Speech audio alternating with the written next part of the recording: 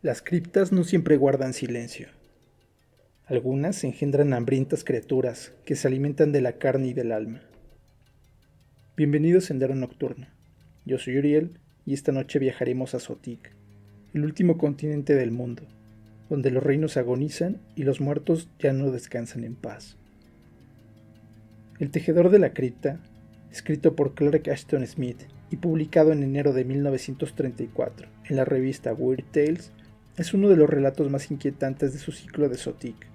En él, 3 hombres enviados por el rey Famorc deben adentrarse en las ruinas de Chaon Gaka para recuperar los restos de un antiguo monarca, pero lo que encuentran entre las catacumbas es algo que no pertenece a ninguna herencia humana. Prepárate para presenciar un banquete prohibido en el corazón de una cripta. Esto es Sendero Nocturno, y esta noche narramos El tejedor de la cripta, de Clark Ashton Smith. Las instrucciones de Famorc, 59º rey de Tazun, eran minuciosamente detalladas y explícitas, y, además, no podían ser desobedecidas sin incurrir en castigos que harían que la mismísima muerte resultara placentera. Yanur, Grotara y Tirlain Ludog, 3 de los guardias reales más fuertes, debatían mientras cabalgaban de buena mañana en dirección al palacio de Mirab, con relajado semblante de jocosidad, que podría ser un mal peor en su caso: la obediencia o la desobediencia. La misión que habían recibido de Famorc era tan desagradable como singular. Debían visitar Chaon Gaka, corte de los reyes de Tazun, abandonada hace mucho tiempo, situada a más de 90 millas al norte de Mirab, y después de descender a la cripta funeraria bajo los cimientos del palacio en ruinas, debían encontrar y llevar a Mirab cualquier resto que quedara de la momia del rey Nepres, fundador de la dinastía a la que Famorc pertenecía. Durante siglos nadie había entrado en Chaon Gaka, y el estado de sus muertos en las catacumbas era incierto, pero incluso, aunque solo quedara la calavera de Nepres, o el hueso de su dedo meñique, o el polvo de momia en el que se hubiera convertido, los soldados debían recogerlo con sumo cuidado, y guardarlo como una reliquia sagrada. Es una misión para hienas más que para guerreros, gruñó Yanur, bajo su negra y afilada barba. Por el dios Yululun, guardián de las tumbas, no me parece buena idea molestar a los pacíficos muertos, y desde luego, tampoco creo que convenga a ningún hombre entrar en Chaon Gaka, donde la muerte ha hecho su capital, y ha congregado a todos los espíritus malignos para rendirle homenaje. El rey debería haber enviado a sus embalsamadores, opinó Grotara. Era el más joven y corpulento de los 3, y le sacaba una cabeza entera a Yanur o a Tirlain Ludog, y, como ellos, se había curtido en guerras salvajes y peligros inminentes. Sí, ya dije que era un trabajo para hienas, afirmó Yanur.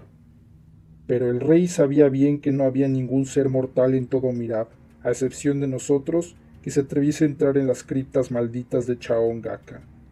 Hace 2 siglos, el rey Mandis quiso recuperar el espejo de oro de la reina Vaina, para regalárselo a su amante favorita, y ordenó a 2 de sus mercenarios que descendieran al interior de la cripta, donde la momia de Avaina permanece sentada en su trono, en el interior de un sepulcro individual, sosteniendo el espejo en su mano marchita. Los mercenarios fueron a Chaon Gaka, pero jamás regresaron, y el rey Mandis, habiendo sido advertido por un adivino, no intentó por segunda vez conseguir el espejo, y contentó a su amante con otro presente. Yanur, tus historias alegrarían hasta a un condenado que espera la guadaña del verdugo, dijo Tirlain Ludog, el mayor del trío, cuya barba marrón ya estaba descolorida y del color del cáñamo por los soles del desierto. Pero no te culpo. Es sabido por todos que las catacumbas están plagadas de espíritus más perversos que los vampiros o fantasmas. Extraños demonios llegaron allí hace mucho tiempo, procedentes del enloquecedor y diabólico desierto del Lot. He oído rumores de que los reyes abandonaron Chaon Gaka por culpa de ciertas sombras que aparecían cada mediodía en los salones del palacio, sin forma visible que las caracterizara. Y estas sombras terminaron por quedarse permaneciendo inalterables a todos los cambios de luz, y perfectamente nítidas a pesar de los exorcismos de sacerdotes y magos. Se dice que la carne de cualquiera que osara tocar las sombras o las pisara se tornaba negra y pútrida, como la de un cadáver de más de un mes. Todo ello en un breve instante. Fue justamente debido a uno de estos percances, al acercarse y sentarse sobre su trono una de las sombras, cuando la mano derecha del rey Ajmeni se pudrió hasta la muñeca, y se desprendió como el miembro de un leproso. Después de esto, ningún hombre quiso seguir viviendo en Chaongaka. En realidad yo he oído otras historias, Dijo Yanur.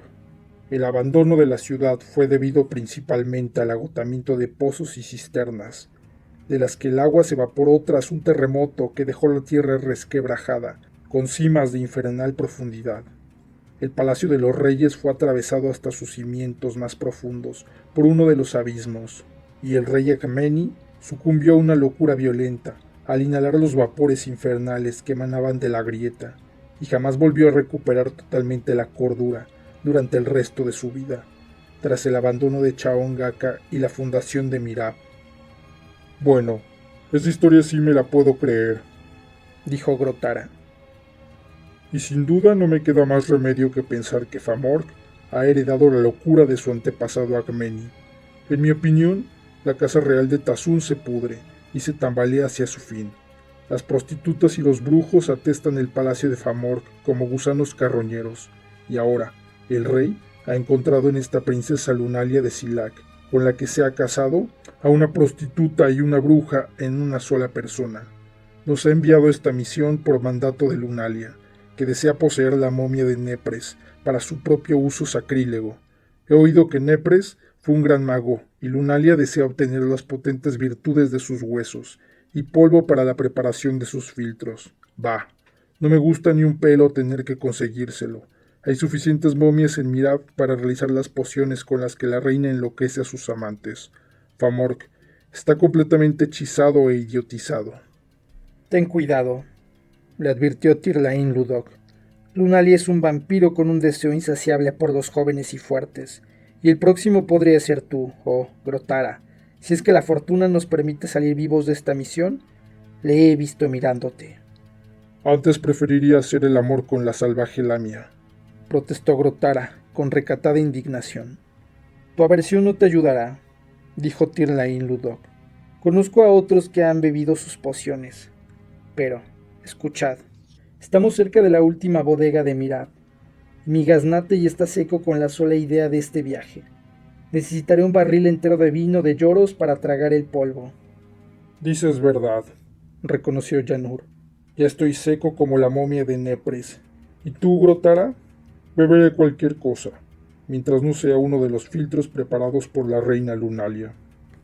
Montados en rápidos e incansables dromedarios, y seguidos por un cuarto camello que portaba en su grupo un ligero sarcófago de madera para transportar la momia del rey Nepres, los tres guerreros dejaron pronto a sus espaldas las iluminadas y ruidosas calles de Mirab, y los campos de sésamo y huertos de albaricoques y granadas que se extendían varias leguas alrededor de la ciudad. Antes de las 12 del mediodía ya habían abandonado la ruta de las caravanas y habían tomado una carretera raras veces transitada por leones y chacales. Sin embargo, el camino hacia Chaongaka estaba claramente marcado, porque las huellas de carros de otros tiempos aún estaban profundamente grabadas sobre la tierra del desierto, donde la lluvia ya no caía en ninguna estación. La primera noche durmieron bajo la miriada de frías estrellas, y vigilaron por turnos para que ningún león les pillara desprevenidos, o alguna víbora reptara entre ellos en busca de calor. Durante el segundo día, atravesaron empinadas cumbres y accidentadas cañadas que retrasaron su progreso. En aquel lugar no se oía el crujido de ninguna serpiente o lagarto, y solo sus propias voces o el relincho de los camellos rompía el silencio que cubría todas las cosas como una muda maldición.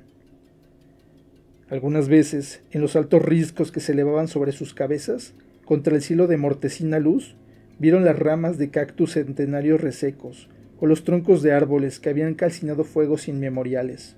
Al llegar la segunda puesta de sol, ya estaban contemplando Chaongaka, que erigía sus ruinosas murallas a una distancia de menos de 5 leguas, a través de un valle abierto y ancho.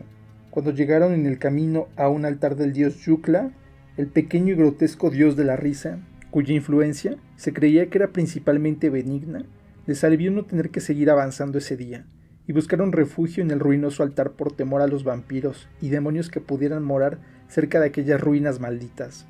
Habían llevado con ellos un odre lleno del cálido vino rubí de Lloros, y aunque ya se habían acabado 3/4 del odre, volvieron a servirse unas copas con el crepúsculo sobre el altar derruido, y rezaron a Yucla por la protección que pudiera brindarles contra los demonios de la noche. Durmieron sobre las desgastadas y gélidas losas que rodeaban el altar, vigilando por turnos, como en anteriores ocasiones. Grotara, al que le tocaba el tercer turno, contempló finalmente cómo se desvanecían las estrellas más bajas y despertó a sus compañeros bajo un amanecer como de cenizas removidas tras la oscuridad del negro carbón. Tras una frugal comida de higos y cecina de cabra, retomaron la marcha, guiando a los camellos por el valle, retrocediendo y avanzando por las serpenteantes y rocosas laderas, cerca de las grietas abismales en la tierra y la roca. Por ello, su avance hacia las ruinas resultó lento y tortuoso. El camino estaba flanqueado por huertos de árboles frutales muertos desde hacía mucho tiempo, y por casas de campo y granjas que en aquellos tiempos ni siquiera las hienas usaban de madriguera. Debido a las múltiples revueltas, ya había pasado el mediodía cuando atravesaron la ciudad por calles que sonaban huecas, como capas a jirones de color púrpura. Las sombras de las casas en ruinas se proyectaban cerca de las paredes y portales. Por todos lados era palpable el caos del terremoto, y las agrietadas avenidas y altas mansiones confirmaban las historias que Yanur había oído sobre la razón del abandono de la ciudad. El Palacio de los Reyes, sin embargo, aún sobresalía sobre el resto de edificaciones, una mole abatida que dominaba con ceño arrugado, de oscuro pórfido, una acrópolis subterránea en medio del barrio norte. Para la construcción de aquella acrópolis se había vaciado una colina de sienita roja y despojado de la tierra que la cubría en otros tiempos, y se cavaron unas murallas verticales en círculo, junto a una carretera que la rodeaba lentamente hacia la cima. Tras seguir la carretera y acercarse a los portales del patio, los hombres de Famork llegaron hasta una cima que dividía el camino desde la pared hasta el precipicio, abriéndose a las profundidades del barranco. La cima medía menos de una vara de ancho, pero los dromedarios se detuvieron ante ella. Desmontaron los tres, dejando a los camellos allí hasta su regreso, y saltaron con ligereza sobre la grieta. Grotara y Tirnain Ludok portaban el sarcófago y Yanur el odre de vino, y así pasaron bajo la barbacana medio derruida. El enorme patio estaba lleno de cascotes de las torres y balcones que en otros tiempos se erguían en lo alto. Los guerreros los sortearon con suma precaución, observando de cerca las sombras y aprestando las espadas en sus vainas, como si ascendieran por las barricadas de un enemigo invisible. Los tres se sobresaltaron por la pálida y desnuda silueta de una mujer colosal, que se inclinaba sobre los ladrillos y cascotes de un pórtico al otro lado del patio. Pero al acercarse, descubrieron que la figura no era la de una diableza, como habían imaginado, sino simplemente una estatua de mármol que en otro tiempo se alzaba como una cariátide entre poderosos pilares. Siguiendo las indicaciones de Famork, entraron al salón principal. Allí, bajo el agrietado y hundido techo, se movieron con sumo cuidado, temiendo que el menor ruido o susurro hiciera que las ruinas suspendidas se derrumbaran sobre sus cabezas como una luz. Trípodes de cobre verdoso, mesas y taburetes de ébano descascarillado, y esquilas de porcelana de alegres colores, se mezclaban con los enormes fragmentos de pedestales, fustes y capiteles, y sobre un pedestal destrozado de heliótropo, veteado de sangre, el deslustrado trono de plata de los reyes derribado entre las esfinges mutiladas talladas en jaspe que lo guardaban eternamente. En la pared más alejada del salón encontraron una pequeña estancia, que no había estado bloqueada por los cascotes, en la que se encontraban las escaleras que bajaban hasta las catacumbas. Se detuvieron brevemente en ese punto, antes de comenzar el descenso. Yanur bebió sin mucha ceremonia el odre que llevaba, y lo aligeró considerablemente antes de pasarlo a Tirnain Ludok, que había observado ansiosamente sus libraciones. Tirnain Ludok y Grotara se bebieron el resto del añejo, y este último no se quejó de que le tocara gran parte del pozo. Una vez saciados, encendieron 3 antorchas de negro terebinto que habían transportado en el sarcófago. Yanur encabezó la marcha, desafiando las tenebrosas profundidades, con la espada desenvainada y la antorcha llameando humeante en su mano izquierda. Sus compañeros le siguieron con el sarcófago, en el que, elevando ligeramente la tapa, habían clavado las otras antorchas. El potente vino de Lloros iba aumentando sus efectos, haciendo que sus lúgubres miedos y temores se evaporasen. Los tres eran bebedores natos, y se movían con gran cuidado y reflexión, para no tropezar con los borrosos e inseguros escalones. Tras atravesar una serie de bodegas de vino, llenas de jarras agritadas y descascarilladas, llegaron finalmente tras múltiples revueltas por las escaleras, a un enorme pasillo horadado en la sienita del subsuelo, bajo el nivel de las calles de la ciudad. Se extendía frente a ellos tras una penumbra sin fin. Las paredes no mostraban aberturas, y el techo no permitía que ningún rayo se filtrase por alguna grieta. Daba la impresión de que hubieran entrado en una inexpugnable ciudadela de muertos. A la derecha había tumbas de antiguos reyes. A la izquierda estaban los sepulcros de las reinas, y los corredores laterales llevaban un mundo de criptas menores, reservadas a otros miembros de la familia real. Al fondo del salón principal encontrarían la cámara mortuoria de Nepres. Yanur siguió la pared de la derecha, y pronto llegó a la primera tumba. Según la costumbre, sus portales estaban abiertos, y eran más bajos que la estatura de un hombre, de manera que todo el que entrara debía inclinarse con humildad ante la muerte. Yanur arrimó su antorcha al dintel y leyó lentamente la leyenda grabada en la piedra, que anunciaba que la cripta era la del rey Arcanil, padre de Agmeni. Ciertamente, dijo él, no encontraremos nada aquí, a excepción de muertos inofensivos. Y, a continuación, el vino que había bebido le infundió un repentino coraje. Se agachó ante los portales y lanzó su parpadeante antorcha hacia la tumba de Arcanil. Atónito, dejó escapar una sonora y soldadesca maldición que hizo que los otros arrojasen sus cargas y se pegasen a su espalda. Echaron un vistazo a la cámara cuadrada y abovedada de regias dimensiones, y vieron que no estaba ocupada por ningún morador visible. La alta silla, tallada con símbolos místicos de oro y ébano, en la que la momia debería haber estado sentada coronada y ataviada como en vida, se encontraba apartada contra la pared, más alejada sobre una tarima baja, y allí había solo una túnica negra y carmín vacía, y una corona de plata con forma de mitra, y engarces de zafiro negro, como si el rey muerto se los hubiera quitado y se hubiera marchado. Sorprendidos y con el vino evaporándose rápidamente de sus cerebros, los guerreros sintieron el frío reptante de un ignoto misterio. Sin embargo, Yanur logró reunir suficiente valor para entrar en la cripta. Examinó las esquinas en penumbra, levantó y sacudió los ropajes de Arcanil, pero no encontró ninguna pista de la desaparición de la momia. La tumba no tenía polvo, y no había ninguna señal, ni más ligero olor a la descomposición de la muerte. Yanur se reunió con sus camaradas, y los tres se miraron con aterrada consternación. Continuaron explorando la sala, y Yanur, al acercarse a la entrada de cada tumba, se detenía frente a ella y lanzaba su antorcha hacia la palpitante penumbra, solo para descubrir un trono vacío y los símbolos abandonados de su realeza.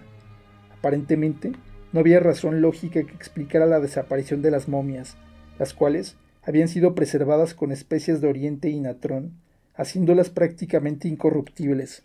Nada parecía indicar que hubieran sido robadas por saqueadores, ya que éstos jamás se hubieran abandonado allí las preciosas joyas, telas y metales, y era aún más improbable que hubieran sido devoradas por animales, porque en tal caso los huesos aún estarían allí, y los ropajes aparecerían rasgados o desaliñados.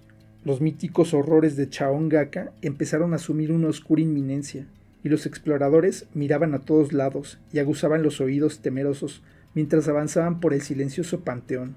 Finalmente, tras haber verificado que más de una docena de sepulcros estaban vacíos, advirtieron el brillo de varios objetos metálicos frente a ellos sobre el suelo del pasillo. Estos objetos resultaron ser 2 espadas, 2 cascos y 2 petos un tanto anticuados, como los que en el pasado llevaban los guerreros de Tazun. Quizás pertenecieron a los mercenarios del rey Mandis, que jamás regresaron y que fueron en busca del espejo de Abaina. Yanur, Grotara y Tirlain Ludok, al observar estas siniestras reliquias, se sintieron embargados por una ansia casi demencial de cumplir su misión y retornar a la luz del día. Se apresuraron sin detenerse a inspeccionar más sepulcros y discutieron mientras avanzaban el curioso problema que se les plantearía si la momia que buscaban, Famork y Lunalia, hubiera desaparecido como las otras. El rey Les había ordenado regresar con los restos de Nepres, y sabían que ninguna excusa o explicación de su fracaso sería aceptada. Bajo tales circunstancias, su regreso a Mirab sería desaconsejable, y lo único seguro sería huir más allá del desierto del norte, por la ruta de las caravanas, hacia Sulba, Zair o Silac. Tenían la sensación de recorrer enormes distancias, mientras atravesaban las criptas más antiguas. Allí la roca era más blanda y terrosa, y el terremoto había causado considerables daños. El suelo estaba cubierto de escombros, las paredes y techo estaban llenos de grietas, y algunas cámaras habían quedado parcialmente enterradas, de forma que Yanur y sus compañeros podían ver a simple vista que estaban vacías. Cerca de la pared más profunda de la sala, advirtieron una sima que atravesaba tanto el suelo como el techo, y dividía en dos el umbral y dintel de la última cámara. El abismo era de un poco más de una vara de ancho, y la antorcha de Yanur no llegaba a iluminar el fondo. En el dintel encontró el nombre de Nepres, cuya antigua inscripción, en la que se describían las hazañas y títulos del rey, había quedado partida en dos por el cataclismo. Entonces, cruzando por el borde estrecho, penetraron en la cripta. Grotara y Tirnain Ludog marcharon tras él, dejando el sarcófago en la sala. El trono funerario de Nepres, derribado y roto, estaba apoyado justo sobre la grieta que había fracturado el sepulcro de lado a lado. No había rastro de la momia, la cual, sin duda, había caído desde la posición invertida del asiento, hacia las devoradoras profundidades, en el momento de la catástrofe. Antes de que los exploradores pudieran verbalizar su decepción o frustración, un rugido de truenos distantes atravesó el silencio que les rodeaba. La roca tembló bajo sus pies, las paredes se agitaron y ondularon, y el rugido que llegaba en largas y estremecedoras oleadas se hizo más fuerte y siniestro. Parecía que el suelo firme se elevaba y bajaba, con un mareante movimiento incesante, y, a continuación, al girarse para huir, creyeron que el universo se derrumbaba sobre ellos, en una luz atronador de noche y ruinas.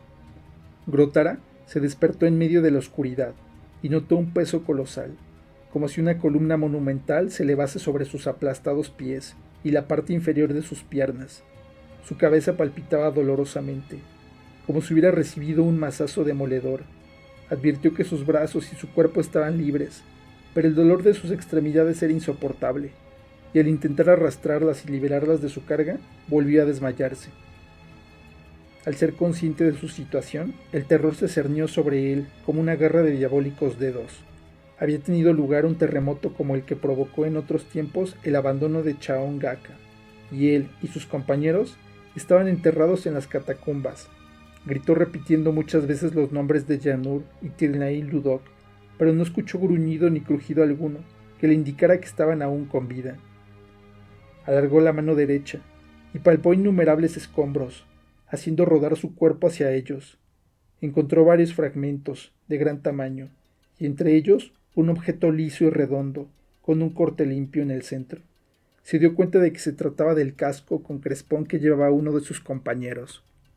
A pesar de luchar dolorosamente por liberarse, no logró avanzar más allá y no pudo identificar al dueño del casco. El metal estaba profundamente hendido y el crespón torcido como si hubiera recibido el impacto de una pesada mole. A pesar de su apurada situación, la fiera naturaleza de Grotara se negó a sucumbir a la desesperación. Se incorporó hasta lograr sentarse y doblarse hacia adelante, y en esa posición intentó alcanzar el enorme bloque de piedra que había caído sobre sus miembros inferiores. Lo empujó con hercúleo esfuerzo, rugiendo como un león atrapado, pero la masa no se movió ni un ápice. Luchó durante lo que le parecieron horas, como si intentara abatir a algún monstruoso cacodemonio. Su frenesí solo amainó por agotamiento. Se tendió sobre la espalda, y la oscuridad le oprimió como si fuera una criatura viva, y sintió que le roía con colmillos de dolor y terror. El delirio acechaba cerca, y creyó oír un débil y espantoso zumbido, que llegaba desde las profundidades de las rocosas entrañas de la tierra. El ruidoso aumento de volumen, como si fuera ascendiendo de un infierno desgajado, advirtió entonces una luz tenue e irreal que palpitaba sobre él, revelando con vacilantes destellos el techo derruido. La luz se hizo más fuerte, incorporándose ligeramente, pudo ver que emanaba de una sima abierta en el suelo a consecuencia del terremoto.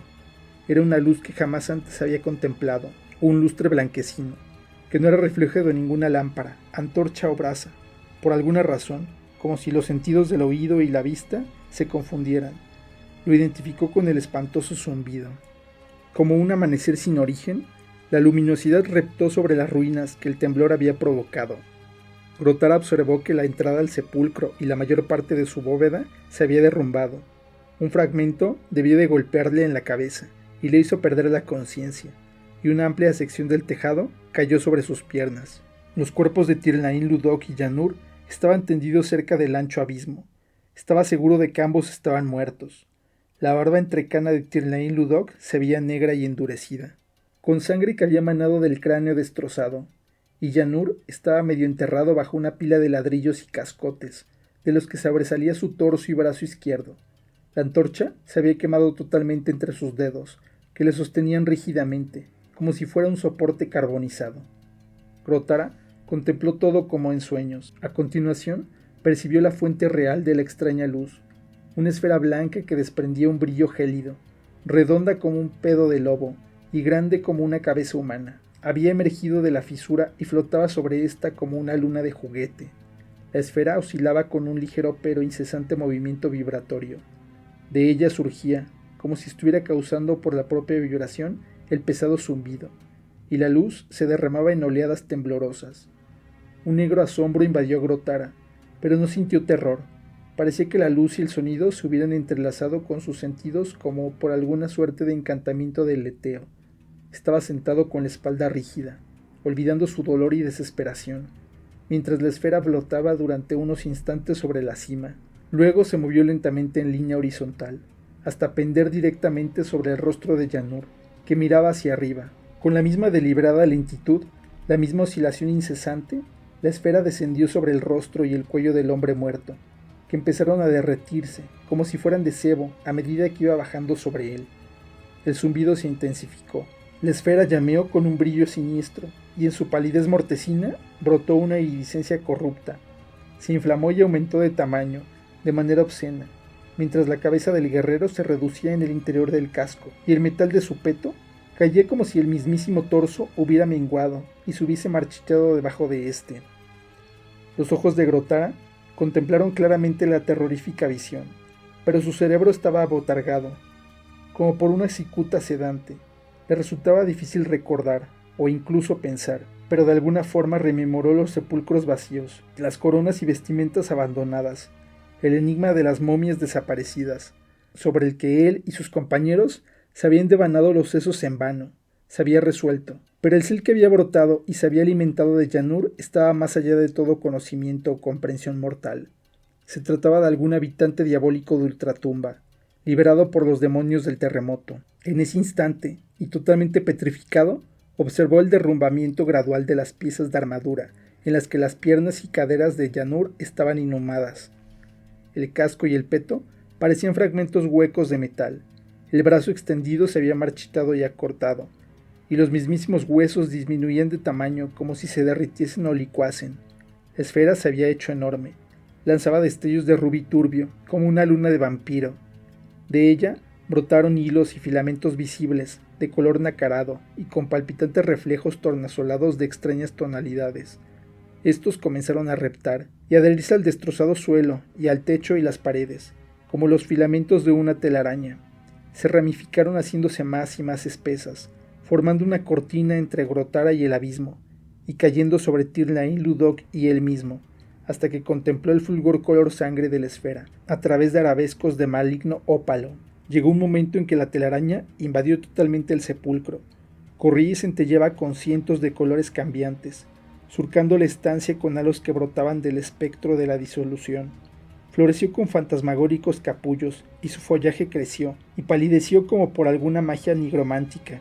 Los ojos de Grotara quedaron cegados, y cada vez estaban más enredados en la extraña telaraña.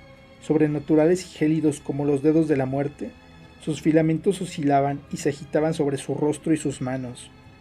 No supo calcular cuánto tiempo el tejedor estuvo tejiendo su tela, ni cuándo cesó el encantamiento que le poseía.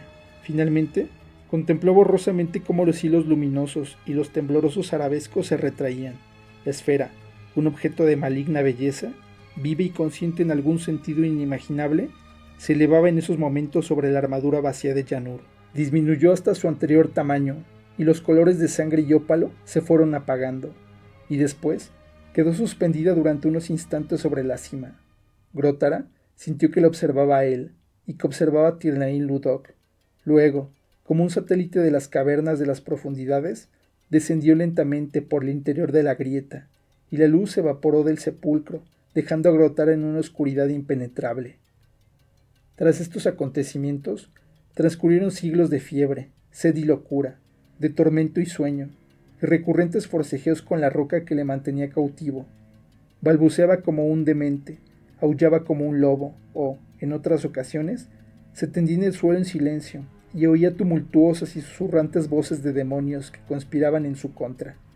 Sus extremidades aplastadas pronto se gangrenaron, y empezaron a palpitar como las de un titán. Desenvainó la espada con la fuerza que le transmitía su propio delirio, y se dispuso a cercenar sus piernas, a la altura de la espinilla, pero tan solo logró perder el sentido por la pérdida de sangre. Se despertó sintiéndose débil, y apenas con fuerzas para levantar la cabeza. Advirtió que la luz había vuelto, y escuchó de nuevo el incesante y vibrante zumbido que invadía la cripta. Su mente se había aclarado, y en su interior brotó un vago terror, porque supo que el tejedor había vuelto a ascender por la cima, y sabía cuál era el motivo de su regreso. Volvió la cabeza con mucho esfuerzo, y observó cómo la bola brillante flotaba y oscilaba. Luego bajó lentamente hasta el rostro de Tirnain Ludok. De nuevo la vio inflamarse de forma obscena, como una luna ruborizada con sangre, y alimentarse con los restos del cadáver del viejo guerrero. De nuevo, deslumbrado, contempló cómo iba tejiendo la tela de corrupta iridescencia, con un diseño de mortal esplendor, cubriendo con un velo la ruinosa catacumba con sus extrañas visiones. De nuevo, como un escarabajo moribundo, volvió a verse envuelto en sus gélidos filamentos de ultratumba y sus flores nigrománticas, que florecían y se deterioraban incesantemente, enmarcaron el aire vacío sobre su cabeza. Pero antes de que la telaraña volviera a retroceder, se sumergió en un delirio que trajo consigo una oscuridad habitada por demonios, y el tejedor terminó su tarea, y regresó al abismo sin que el guerrero fuera testigo de ello. Grotara se agitó en infiernos de fiebre, y se abandonó a las negras y sacrílegas profundidades del olvido. Pero la muerte se demoraba, aún distante, y el guerrero siguió con vida gracias a su juventud y fuerza colosal. Una vez más, recobró sus sentidos, y vio surgir por tercera vez la sacrílega luz, y oyó de nuevo el odioso zumbido. El tejedor estaba situado sobre él, pálido, brillante y aún vibrando, y supo entonces que aguardaba su muerte. Alzó su espada con dedos frágiles e intentó apartarlo, pero la criatura flotaba, alerta y vigilante, fuera de su alcance, y le pareció que la observaba como un buitre. La espada cayó de su mano. El terror luminoso no se marchó. Se acercó aún más, como un pertinaz rostro sin ojos, y el guerrero sintió entonces que le seguía, mientras caía en picado a través de la última noche y en brazos de la muerte. Sin testigos que contemplasen la gloria de su tejido, y rodeado de oscuridad, el tejedor tejió su última tela en el sepulcro de Nepres.